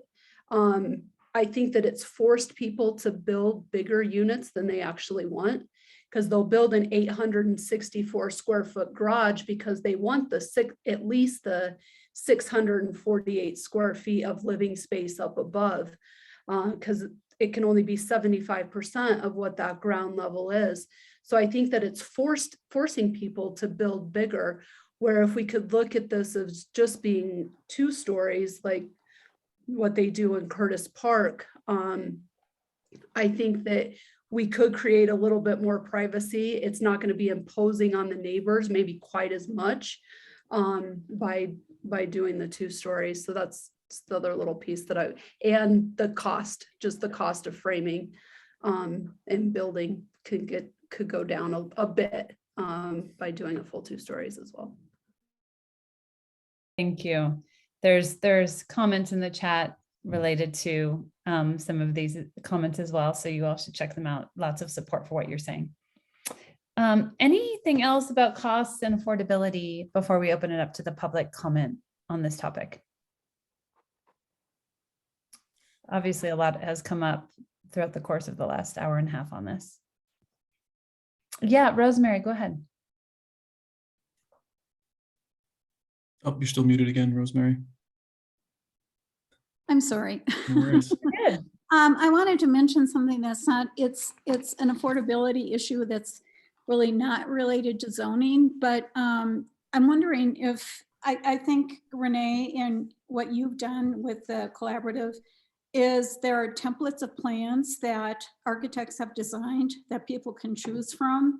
So I'm wondering if that's something to consider when we look at different form standards in different zone districts, if there are volunteer architects to come up with good design that would fit the criteria for those particular districts. And I'm thinking of in the 1920s, a group of architects came up with this, it was a architect's small house service bureau, and they came up with a template of plans for small houses, and very affordable for anybody to purchase. So if there were to be something like that now, with an option of different plans that are well designed and fit zone districts, you eliminate those really high architectural fees. Just throwing that out there. Maybe a design contest or something. Love it. Thank you. Again, like so many ideas from all of this. So we have a couple minutes left on this topic, and I see Darcy Wilson and Michelle Warren have hands up. So go ahead, Darcy. Thank you. One of the things that speaking of the smaller lots and or the smaller size designs, is a consideration for maybe tiny homes on these areas behind people's homes to keep the cost down low, give another option for the design. But the other thing that I was thinking about was, and I'm not an architect, so I wouldn't know, but when you're building those the story, 1.5 story units with the garage down below where you have a 2 or 3 car garage, in lieu of making it a two car garage, you can offset that by making 1/2 of that garage a livable space, where that expands that 75% habitable space that you have upstairs, because on top it is extremely low and small for someone to live there, but that would expand it to where you can have multiple people living in the house. So that's just a thought for the architects to design. Thank you. Thanks, Darcy. Michelle, go ahead. Yeah. I'm learning so much. You all are very brilliant. Thank you for teaching us. One question I have around cost and affordability, and if it is not a good place to insert this, please, just let me know, but it has to do with property taxes. So in our community at Afmar Park, we have a lot of seniors, and one of the ways it's been sold is it's another opportunity for income for seniors. And so I'm just wondering, how do ADUs impact property taxes? And because that could create a cost and a potential barrier as well. City staff, does anyone want to take a quick cut at that before we go to Libby and then our last topic? Yeah, definitely. It's a good question. It's one are doing a lot of research in as well. We found that through our city assessor's office, they're the ones that determine, your tax values every year or biannually. They've determined that doesn't have any more effect than any other typical improvement to a property, such as an expansion or an addition, or even something like a swimming pool or like a pergola in the backyard. So all of these things sort of do, have some effects. They do increase property, but they've found that ADUs don't go beyond, any other typical sort of expansion. So yeah, I would probably just, push into sort of looking at this, since it's a win for the city, creating more density, that there may be some tax incentives that protect property taxes, because when you think about putting in a swimming pool, that is more, we don't have a luxury tax, but that is more on the luxury, where this is really not just a service to our own individual income generator, but also a service to the city and to the affordable housing crisis. So I would just, kind of push into that and say, maybe even a sliding scale, but that maybe we shouldn't look at it as the same as increasing property values for things like a swimming pool, but really having its own unique tax incentive around it. That's a cool idea, Michelle. And you didn't ask this, but just to note, to build on what Josh was saying about our conversations with the assessor, is that, and with assessors in other places that actually have a lot more accessory dwelling units, that they tell us that they don't see any relationship between your neighbor building an ADU and your property value specifically. So it wouldn't have any impact on your property taxes if you didn't build an ADU right now. But right now, of course, anything you do to make your property more valuable eventually gets you in taxes. Thanks, Abe. Libby, is there anything relevant we should know from the public Q&A on this before we move to the next? There is a good question that's kind of surprised us internally as well. So Bill Killam pointed out that homeowners are not permitted to act as their own contractor for ADUs, but they are able to do so if they're building a primary house. And he's wondering why this discrepancy. Yeah, that's a good question. We internally have kicked around a little bit. My understanding is we'll have to go back and confirm with our development services team and things like that. But when you are able to do your own house, you are also required to live in it for an extended amount of time. I believe it's up to a year or something like that, maybe 18 months. And so I believe it has to do with sort of liability, the idea that ideally if you're building an ADU, you're probably, renting it out to someone else. And there's, potential structural implications there that you're not the person in it risking, your own safety in a way. but you could potentially have a tenant in there. And so I think there's some liability issues tied into it, but we'll confirm and get you a proper answer from our development team. Thank you. And even though we're moving on, there's a really good point from Renee in the chat. And if anyone else has more thoughts about cost and affordability, please put them in the chat. I think we want to leave enough time here for use and use allowances. So Josh, can we go to you on that? Yeah, certainly. All right, last big category of items that we have here. We'll have time to address anything else that we might have missed, but so thinking about uses, how the accessory dwelling unit is actually used. We've heard a lot of things about, people being interested in potential ownership and things, but we do have a direct charge in the recommendation from Blueprint Denver that says we should revise the zoning code. It's highlighted here to allow ADUs as accessory to more uses than just single unit. So right now, you can only have an ADU with a single unit dwelling, no matter what zone district you're in. And so we would like to look at what that means when we open them up to have an ADU as an accessory to something like a duplex or a row house. And so we've got a lot of questions around that.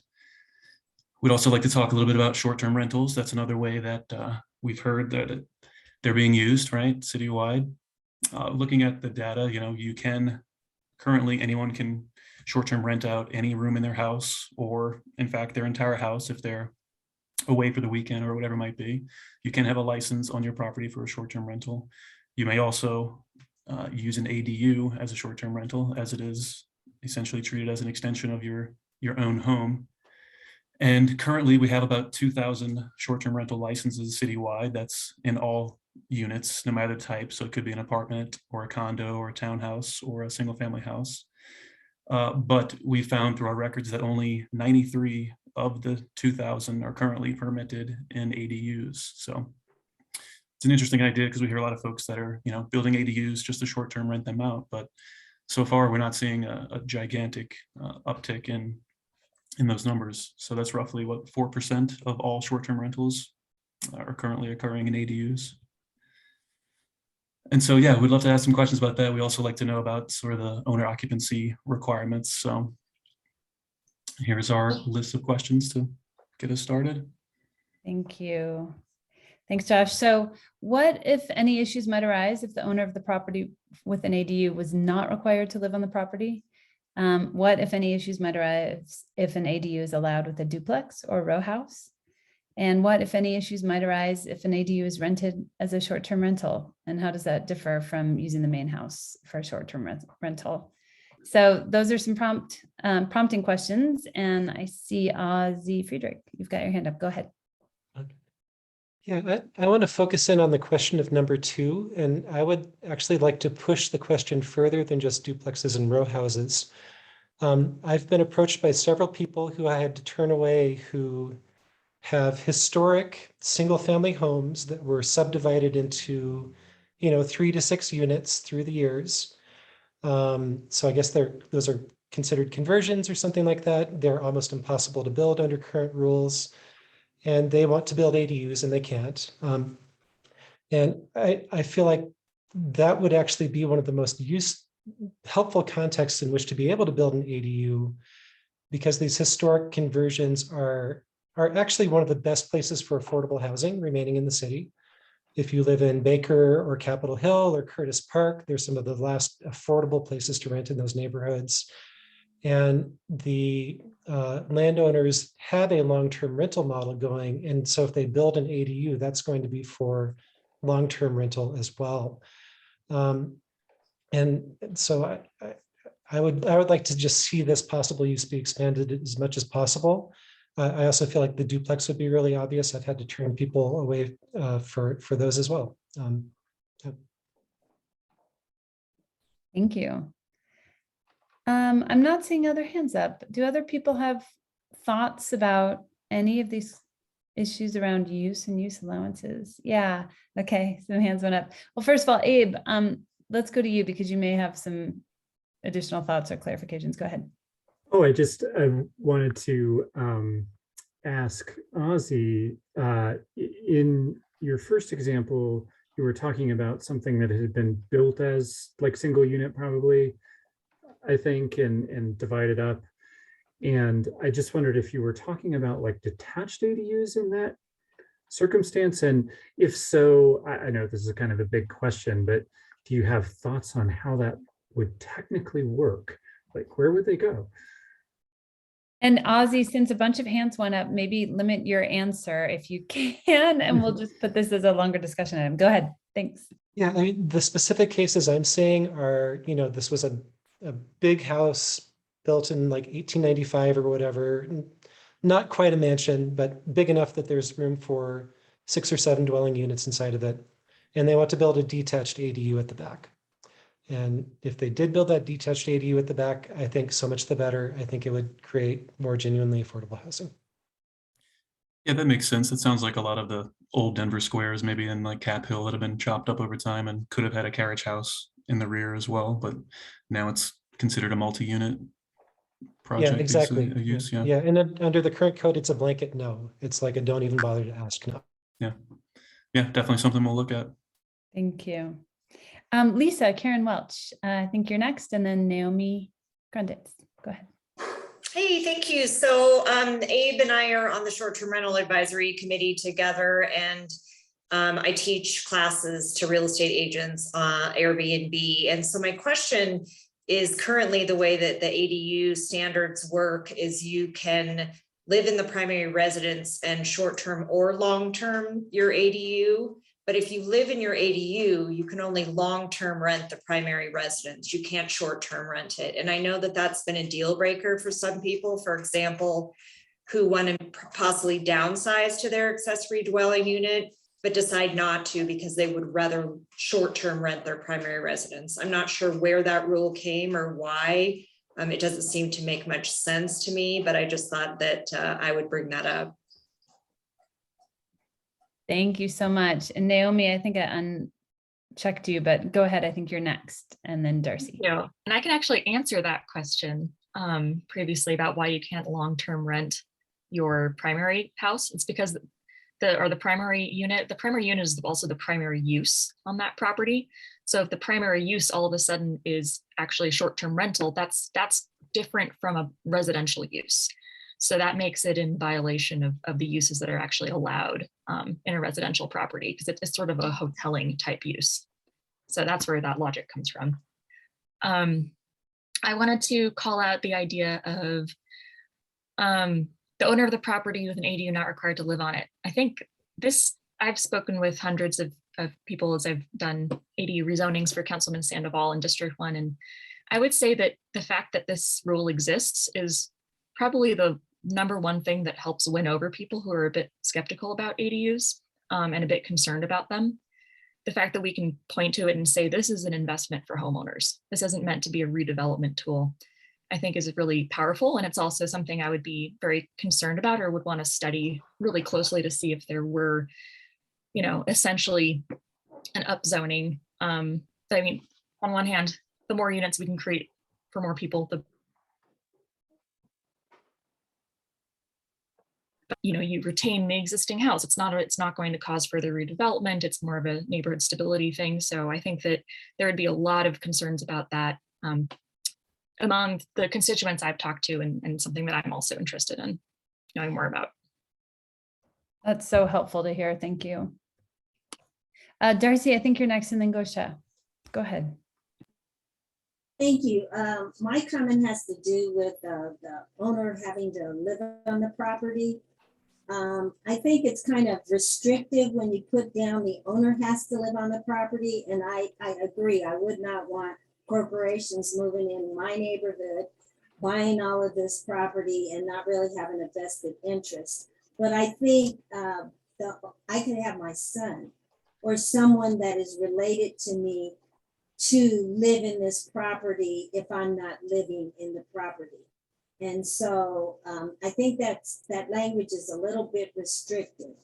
Also, when it comes down to, there are a lot of seniors, which I am one, that want to supplement their income. And it really seems like it would be wasteful for an entire house, which when it's only me, and I move into my ADU, and then I cannot increase my income with the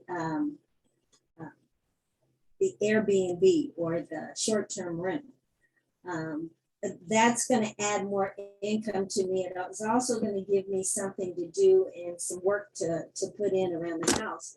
So just because it's not the primary use of the primary residence isn't a single family home, and it's kind of the hotel type thing, I still think it ought to be considered, especially with those seniors who are aging in place and want to be able to do some different things.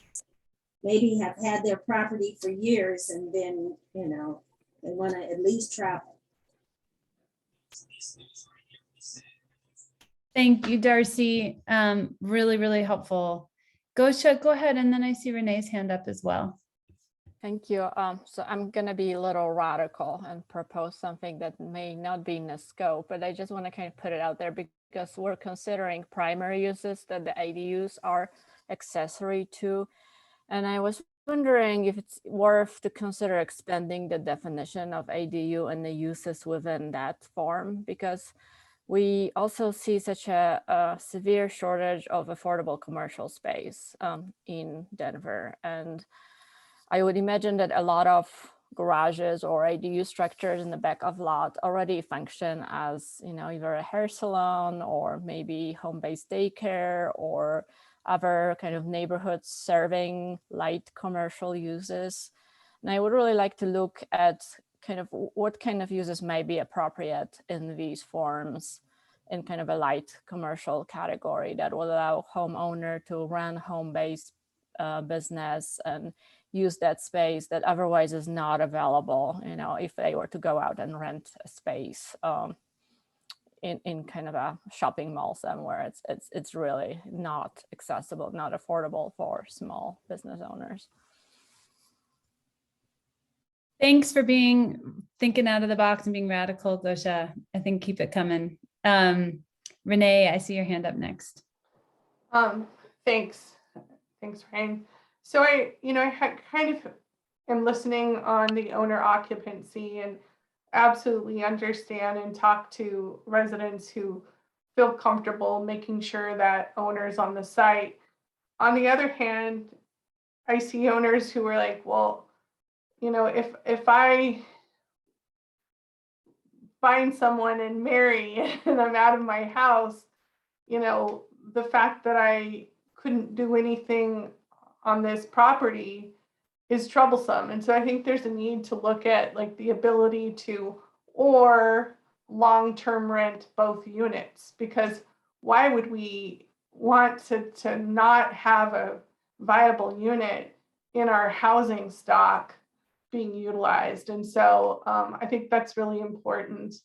You know, looking at long-term rental versus short-term rental and how that's received by residents within neighborhoods. Because from my planning board days, there's a lot more issues or concerns that people have with short-term rental than long-term. And then I'm going to jump on Gosha's bandwagon and introduce concepts that say, like, depending on lot size or certain conditions, why don't we look at expanding tandem homes, where if you have a large enough lot, let's subdivide, let's make that that 80, what was an ADU, an actual home, and make it bigger and allow someone to sell that and buy that and live in that. And then I put in the chat, we'd love to build on the back of large, deep lots where we're building duplexes, triplexes, multifamily, because it's more housing, and those would be alley flats. So want to advocate for alley flats and tandem homes and others to be infused. And I'll let staff figure out where those are infused, but certainly there's many places they could add to our housing in Denver. There are a lot of notes of appreciation in the chat for a lot of what you all are saying. So does anyone else have, I see hands or thoughts in the chat. Councilman Herndon, I see your hand is up. Let's take a couple more minutes on this topic. Go ahead. I just want to say one, I just I love being a part of this dialogue, though I'm adding very little. It's cool to say I'm a part of it. It's interesting. I think when we did the East Colfax legislative rezone, one of the top things people were concerned about is what people have been mentioning before about corporations coming in and scooping up, buying tons of houses. And I understand that, and that's why I'm okay with the rule now about having to be on site. But I do, as Gosha talked about, let's have data. And okay, and West Denver has done this a little bit longer than we have in East Colfax, but is it proving that that's being allowed? And so to the point being, because you can be an absentee landlord on site, just because you're there doesn't necessarily mean you're going to care about your property. So as a city, can we say we're going to forego this, but the city has mechanisms in place to protect community. So as a city, what are we doing to prepare for that? Because I do think it inhibits the spirit of what we're trying to do to add more housing with the restrictions, with some of the examples that people said. So not just carte blanche, let it go, but as a city, can we start to think about what we can do in place, maybe do a pilot in a particular neighborhood and see how it starts to expand that possibility? Because I do believe that decision about owner being on site is based a little bit on fear of not what was going to happen, but what could happen. So as a city, let's think about ways that we can help mitigate that. Love it. Thank you so much. This is great conversation. I hate to cut it off, but so we'll go to Rosemary and then Ozzy, and then I think we're going to wrap up with this part, but so much food for thought. Go ahead, Rosemary. I just have a really quick comment about data. Josh showed the numbers of short-term rental applications that have been made for ADUs, I think 93, right? So I'm wondering if there is any data related to that regarding enforcement. What sorts of issues have arisen in those? Have there been any issues? Is that data from excise and licensing or what? I think that would be valuable to know. And in peer cities as well, because other cities may be ahead of us with short-term rentals and ADUs. And I think it would be really helpful to have some actual data to look at. And so city staff, I assume we can come back to that, but is there any brief response you want to share before we hear from Ozzy? Yeah, certainly. This is from excise and license, and what we've heard from them in their experience is that the complaints that they get are not happening at ADUs. They're happening at the 5-bedroom house with a pool, that turns into a whatever frat party weekend getaway. They tend to see that the ADU short-term rental is someone that's kind of just traveling for business, and it's usually 1 or 2 people at most. Since the unit is so small, it's hard to host that big bachelor party. And so less complaints, but yeah, we'll dig into seeing if we can get the complaint data. We've also just recently received some data from the city of Seattle, and they're pretty close to our numbers. They have roughly double the amount of short-term rental licenses citywide, closer to 4,000, and they've got about double as a percentage. They're closer to like 10% of their short-term rentals are ending up in ADUs. But yeah, I'm happy to present that at our next meeting. Thanks, Josh. Okay, Ozzy, you get the last word from the committee right now on this. Go ahead. I won't take long. Just wanted to say, so the Baker neighborhood is zoned RH for row home, which means that you are not required to live on your property to have an ADU in the neighborhood. And I'm thinking through all the ones I know. I can't say we've seen negative impacts from that. We certainly haven't seen corporations coming in to buy all of the properties with ADUs. And we've seen, homeowners building them to rent them and rent the main house as well. But so far as I can see, that's just more housing. So if somebody needs data, we've been doing it for a while, and I don't think it's been an issue. Okay, great. Thank you. Libby, is there anything in the public comment Q&A that pertains to this? On this topic, nothing new, Ryan. Okay. Thank you. And members of the public who are participating, just know that in the last 5 minutes here, so in a couple minutes, we're going to turn to you if you have any comments. So please put your hands up if you are interested in making a comment, just so we have a sense. And there's a lot of great comments in the chat as well, which we'll incorporate into the summary and build on going forward. Okay, Josh, I think we're ready to move on to the last piece around what happens next. I guess first, are there any burning, knowing that we're running short on time, but are there any burning issues that we didn't cover here that you just want to flag? Yeah, we want to make sure that our sort of categories, our buckets captured most of our concerns.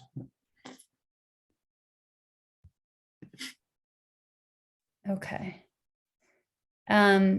Rosemary, I think you just put your hand up. Yeah, go ahead. I'm not sure if this is really something that we'll be talking about, but I'm hoping that I was hoping that somehow during this process, we would be able to take an opportunity to somehow incentivize historic designation by allowing owners of historic buildings to make it easier for them to have ADU permitting in buildings. So it's kind of a really narrow little focus, but I just wanted to throw that out there because I'm having trouble coming up with any great ideas. Okay, thank you. All right, and I'm seeing a note from Renee about a possible additional category about requirements triggered by ADUs compared with other improvements, and some additional ones. So thanks everybody for these. I am gonna move us along into next steps, what's upcoming, the project calendar, and I think Josh, that's you. Yeah, just really quickly, I guess we're running short on time here, but just a quick update of where we are. You know, we are still in the exploring the issues phase here at the April meeting. We will have one more of these a little bit more in depth. We're going to take all of these great notes and dialogue that we had today, but come back and talk a little bit more specifically about some of these issues and really drill down, maybe start to think about some of those potential alternatives, potential solutions to these issues. But looking forward to that. We've also got some of the community outreach aspects highlighted here, but Abe covered some of that well earlier, so I can share this around after the meeting. I can send the updated calendar out for everyone to look at. But the next thing that we wanted to clue everyone in on is the focus group discussions that we will be having, and so we want to try to focus our groups to tackle some of these issues, categories that we've discussed today. So similarly with impact on neighbors, we would look at things like specifically the suburban context focus group. It sounds like there's a lot of interest there in how the nuances might be different, or how, you know, we'll create new zone districts. And it sounds like the building form wants to be a little bit different than what we have today. So we'll also have that sort of design focused focus group. Specifically, the AIA is interested in working with us, doing some potentially pattern books, base ADU samples, as I think it was Rosemary, you mentioned, you had that suggestion. Those folks are definitely interested in being involved in, you know, testing some of the standards. We'll also look at having a more construction focused group, buildability, some builders. We can look at specifically at some numbers, see how we can work to really bring some things down. I mean, you guys brought up some really good points today. And finally, another group based on use and some of those use allowances. So looking more at what it means to be accessory to a duplex, or, you know, potentially a multi-unit building, as Ozzy had brought up. And so we'd love for, you know, some of these committee members to join these groups. I will send out information about a sign-up sheet to where we can get everybody's names down on one of these groups to see what they're interested in. But yeah, we're looking at doing that. Those groups probably after the next meeting. I think we wanted to really hear from you guys what the issues were to make sure we had the groups in a line, but we also wanted to check in and make sure we're not missing something. So is there a focus group here that you think would be valuable to us to hear from, something more in depth? Josh, I see Jenny's hand that just went up. Go ahead.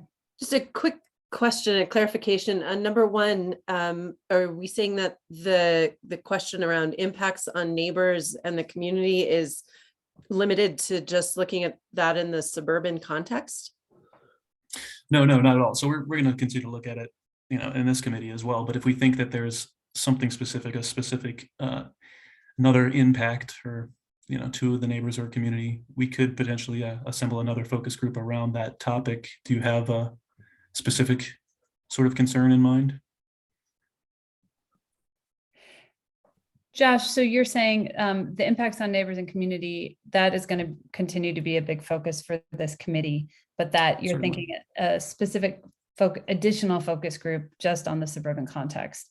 And if there are other focus groups, if there are other topics that merit a focus group related to impacts on neighbors and community, you're open to hearing from folks about that? Yeah, certainly. I think we're open to focusing on whatever might need that attention, certainly. Okay. That kind of relates back to, what we heard about neighborhoods having different priorities, and Councilman Black and Rosemary talked about privacy and open space being, a really big thing in University Park and in more suburban neighborhoods. And so just already kind of anticipating that we may need to have a little bit more focus on the more suburban neighborhoods in that regard. Great. Thank you. Darcy, you had a quick note as well. Go ahead.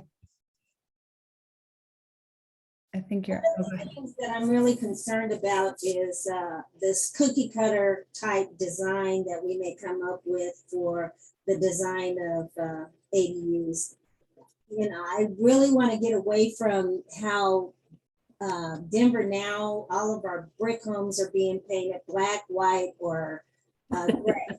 I want to see creativity and I want to see individuality in our community. So I hope we don't go to that. Thank you. And I saw the note in the chat about that. I do see two people's hands up in the public comment box. And I also will say that just a reminder that the notes from this meeting will be sent to all of you as advisory committee members. They'll also be posted on the city's website, ADU website, for the public. So, check that website and know that they will be posted there along with the meeting recording. Go ahead. Oh, and maybe we only have one hand up. Elizabeth, can I go to you to call on folks from the public? Yep. Joel, you can unmute yourself. Good evening, Task Force. My name is Joel Noble. I live in Curtis Park and had some hand in the Curtis Park conservation overlay that treats ADUs differently. And I also serve on the Denver Planning Board. First, I want to thank you all. This has been a super, super high quality discussions. I'm a habitual meeting goer, and I have to say that this task force discussion has been among the best I've seen. So thank you to you for serving, and congrats to the council and staff that selected such a great task force. My key comment here is that I think there's something missing on the project plan. Like all projects like this, you start with bringing in all the ideas. What problems are there to solve and what possible solutions might there be? And then like a funnel, they narrow down into what is finally proposed. According to the project plan, I don't see any public meeting with a little red swirly in this phase that we're in of identifying the issues and coming up with ideas. The public isn't really being solicited in general. I understand there's some targeted focus groups, but in general, tapping the intelligence of the public is not planned until you have alternatives to analyze. And I think that's a really missed opportunity. I was speaking with somebody who just built an ADU, who has a lot of lessons learned, who wanted to know, is there going to be a process for me to share that? And I looked at what's available on the website here and said, I don't know yet. I can't tell. I'll find out. And unfortunately, from what I've seen, the answer looks like no until they've already come up with alternatives. So I would say widen the opening of that funnel, get in more ideas, bring them to this task force to filter. And then secondly, I just wanted to compliment, so many of the ideas, but I'll just call out one that was brought up here today. A lot of this improvement may come in the form of removing unnecessary or redundant regulations we have now. And I forget who brought that up, but it was a really insightful comment. So if you all can get to the heart of what each regulation and limitation we have now was for, and then ask yourself, is this the best way to do it? Do we have redundant ways to do it? Is the bulk plane and the 1.5 stories mutually redundant? Is lot coverage and minimum lot size tested for ADUs redundant? I think the answer is no. I think the answer is yes, they're redundant on both. But take that mindset with you, and I'm so glad to hear that from you. Thanks so much. Thank you, Joel, for your thoughtful comments. I don't know if anyone from this city wants to say anything about the public outreach piece. I think that there is a comment form that is available at all times. But do any of you want to say anything about that? We are planning an outreach event in this phase, and we might have messed that up on our diagrams. And so actually for anyone, committee members, Joel, thank you for the suggestion. If you have specific ideas about how to make that event most successful, we're totally open, but we do want to have more of an open invite event to talk about some of the same things that we're talking about here, probably at a higher level, but like this great discussion that we've had today here really will help us frame that public event. So that's great. And yeah, definitely need to be able to open that up before we start proposing things. Yeah, great. Thank you so much. And I think Jenna posted the link to the public comment form as well. Thank you. So I think it's time to wrap up. And I apologize, Josh, I skipped over this slide about what's coming up in May. I think it's self-explanatory, but do you want to say anything about it before we adjourn? No, that's it. Yeah, thanks for this. Okay. Great discussion. It was a good dialogue. We've got a lot of great notes and a lot of things to consider. Yeah, I just want to give a shout out to all of you, just like what Joel said. This is incredibly insightful comments and suggestions, and yeah, at all levels. So thanks for your thoughtfulness, and we look forward to the next meeting, and reach out in the meantime if anything comes up. So have a good night, everybody. Feel free to come off Zoom if you want to say good night, but we'll see you in a month. Thanks again, everyone. Yeah. Thank you. Good night. Thank you. Good night. Thank you. I am going to go ahead and close the meeting unless anyone wants to stay on. I'm not seeing anyone needing to stay on. May I ask you one quick question?